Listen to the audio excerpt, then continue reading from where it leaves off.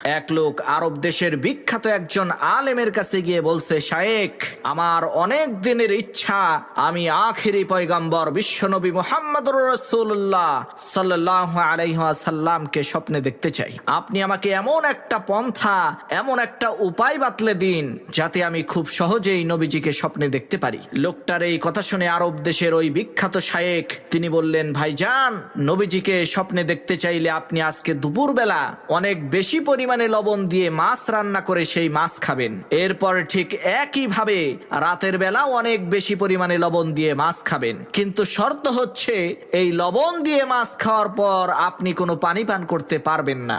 এই শর্তটা পালন করতে পারলেই ইনশাআল্লাহ আপনি নবীজিকে স্বপ্নে দেখতে পারবেন।